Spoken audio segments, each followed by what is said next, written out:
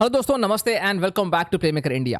तो भाई यहाँ पे एशियन कप जो है, एएफसी एशियन कप बस 2 हफ्ते की दूरी पे है। बट हम लोग अभी तक हमारी जो 26 मेंबर की फाइनल स्क्वाड है उसकी अनाउंसमेंट नहीं किए हैं, बिकॉज द इंजरी लिस्ट बढ़ती ही जा रही है। मतलब दिन ब दिन कोई ना कोई इंजर हो रहा है और ये जो 50 प्रोबेबल्स की स्क्वाड है उसमें से निकलता जा रहा है। तो बहुत डिफिकल्ट होगा यहाँ पे आगस्ट मैच के लिए एक प्रॉपर प्लान बनाने के लिए, एक प्रॉपर स्ट्रक्चर बनाने के लिए और जो एक फाइनल 26 मेंबर की स्क्वाड बनाने के लिए ऑफ कोर्स।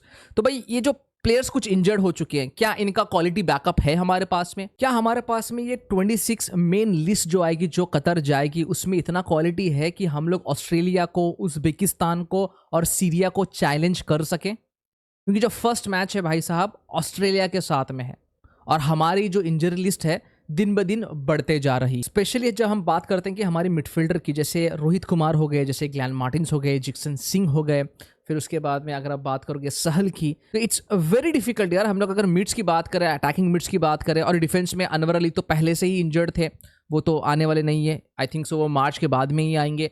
और आप अगर बात करोगे अटैक में, तो आशिक कुरियन भी बहुत पहले से इंजर्ड थे, उनको ये जो 50 प्रोबेबल की लिस्ट है उसमें इन्वॉल्व नहीं किया गया था।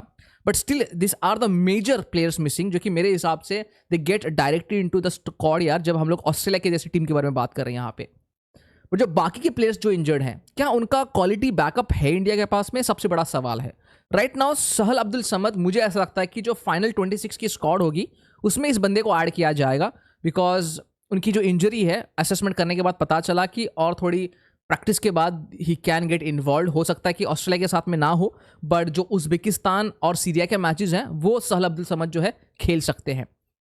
तो अच्छी बात क्या है कि उसका जो बैकअप है Brandon Fernandes, in my opinion out से Brandon Fernandes should be the first priority right now, क्योंकि जो तरीके का फॉर्म दिखा रहे हैं वो अटैकिंग मिडफील्डर खेलते हुए for FC Goa, even on the wings he has played, बढ़िया फुटबॉल देखने के लिए मिल रहा है। और वो जो अपना खोया हुआ फॉर्म जो है उसको रीइग्नाइट कर रहे हैं, बहुत बेहतर हमने देखा है उसको प्लेइंग अंडर मनलो मार्कस। तो भाई ये सेम जो फॉर्म है उनका, वो सेम अगर रिप्लिकेट करेंगे इंडियन नेशनल टीम में तो बहुत बेहतर होगा। तो श्योरली जो एक अटैकिंग मिडफील्ड की पोजीशन है जहां पे सल खेलते थे, वहां पे क्वालिटी बैकअप है हमारा ब्रैंडन फर्नांडिस। अगर हम लोग मिडफील्ड की अभी बात करें, जैसे जिक्सन सिंह मिसिंग है, बहुत दिन से मिसिंग थे, और श्योरली यार जो फाइनल 26 मेंबर की स्क्वाड होगी उसमें भी वो मिसिंग रहेंगे। तो क्या उनके बदले हमारे पास क्वालिटी बैकअप है? तो right now we have got Suresh and also we have got Apuia. तो मेरे हिसाब से अगर डबल प्योर की हम बात कर रहे हैं, क्योंकि मेरे देखो यहाँ पे अगर जिक्सन सिंह खेलते, मेरे ख्याल से ऑस्ट्रेलिया के साथ में जिक्सन सिंह ही खेलते, उनके साइड में होते थापा या सुरेश सिंह वांगजम। तो अगर आप फिजिकलिटी की बात करते हो तो I think Suresh can play up there, तो अपुया और आप सुरेश को रख सकते हो मिडफील्ड में। ग्लैन मार्टिन इज आउट, और उसके बाद रोहित कुमार भी बाहर है, उसके बाद में आपका जिक्सन सिंह भी बाहर है। तो 3 जो हमारे होते हैं ना डिफेंसिव मिडफील्डर्स, तो वो तो बाहर है भाई। तो यहाँ पे भी 2 क्वालिटी बंदे हैं जिनके ऊपर मैं पूरा ट्रस्ट करता हूँ। ऑफ कोर्स आइगोस्ट मैच बहुत ज़्यादा ट्रस्ट करते हैं अपुया पे, ऑल्सो सुरेश सिंह वांगजम पे। तो ये डबल पीरियड खेलेंगे जरूर ना। थापा का भी बनता है, but we have seen Thapa in the last few matches, उनका फॉर्म तो है थोड़ा सा डिप होता हुआ दिख रहा है।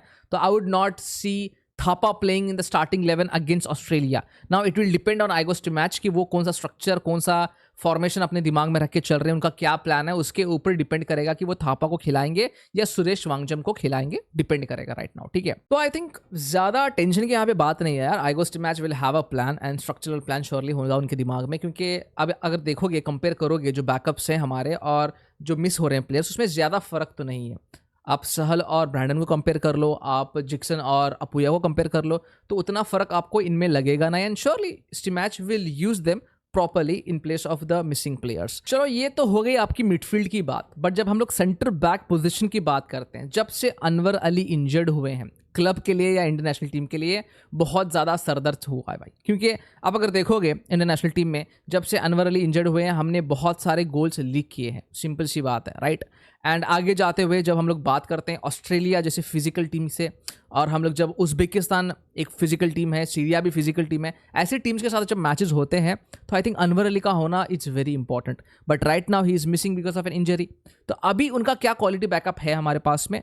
We have got Lalchungnunga, we have got Rahul Bheke, we have got Mehtab Singh, we have got Sana Singh also, and also Pritam Kotal can play as a right centre back. But August match ने क्लियर कर दिया कि प्रीतम कोटल जो है राइट सेंटर बैक नहीं खेल सकते, वो बस मेरे लिए राइट बैक ही है। तो हमारे पास अभी 4 ऑप्शन है, राहुल भेके हैं, we have got Mehtab Singh, Sana Singh और लालचू नुगा।